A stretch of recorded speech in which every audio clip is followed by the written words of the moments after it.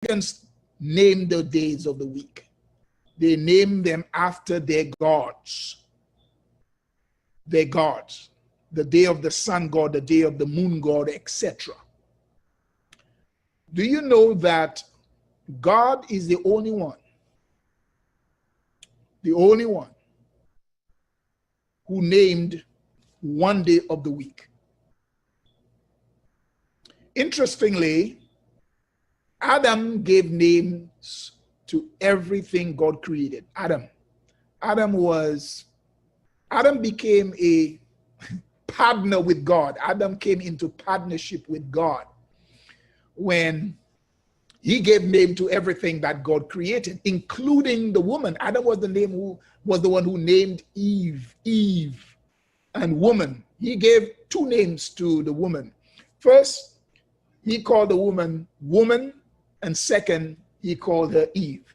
Woman was the name he gave her before sin, before the fall. He named her woman, and after sin, then he renamed her Eve. So Eve was not the name given to her before sin. Eve was the name given to her by Adam after sin.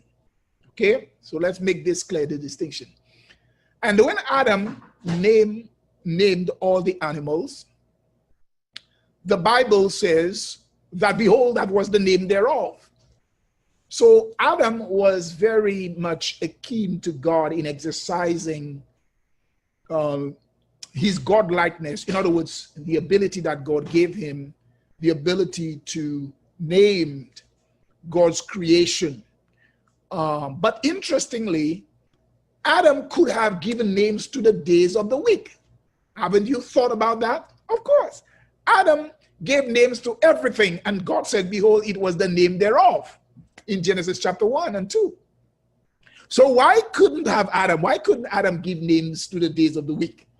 Had Adam give name to the days of the week, people assumed, and I myself, I could concur to a certain level, to a certain degree, that maybe the argument would have settled that a little bit.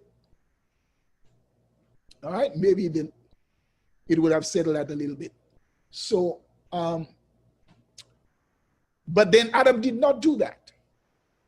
Okay, Adam did not do that. Give me 1 second, brethren. 1 second, I will be right back. Give me 1 second.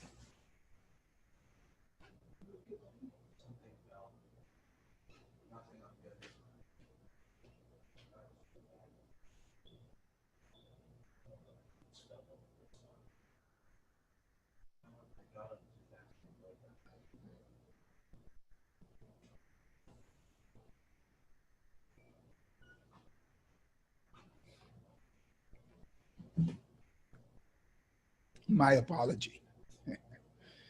Okay. So Adam could have given names to the days of the week, but he didn't do it. But God did. But what God did not do and what God did, two things that we have to look at God's activity. God did not name or give names to the days of the week except for one day of the week.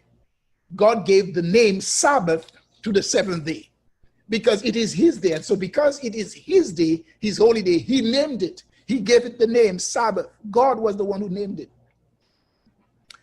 But he did not name the days of the week. So here we have to address the issue. You don't have to name each day of the week since God had already distinguished, earmarked, and named one day. So if God named one day, the seventh day, you should not have any problems with the rest of the days of the week. Right? It makes perfect sense. Once the seventh day of the week is named, demarcated, set aside by God, you should have no problem identifying the rest of the days of the week.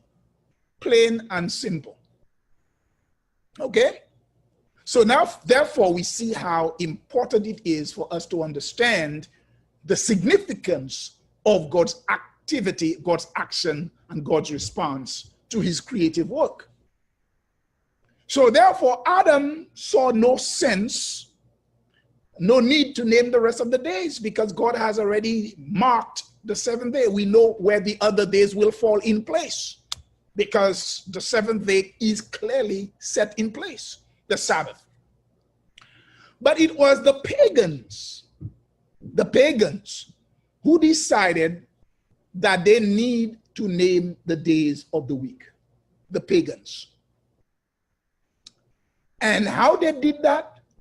They did it by going contrary to God's order. They named the days of the week after their gods, not after the God of creation, not after the God of heaven, but after their gods, their false gods. The sun god, the moon god, the god of Jupiter, the god of the planets and the heavenly luminaries. They named the days of the week after them. This was known as the planetary week. Each day was ruled, according to the pagans, ruled by the different god. Sun worship was the earliest form of idolatry. Do you know that? According to Fawcett Bible Dictionary, page 666, very interesting, that the worship of the sun was the earliest form of idolatry. Idols, worshiping false gods. Sun worship was the first form of idol worship. Imagine the first form of true worship was the seventh-day Sabbath. And the opposite to it, the first sign of false worship was the worship of the sun. Do you see that? So in order for us to get to the nitty-gritty, to get to the foundation of true and false worship, we got to go back to where it all began. It began with the first form of idolatry. The first form of idolatry was not man bowing down to an image. The first form of idolatry was worshiping on the false day. And that didn't begin just recently. It began way back. Way back.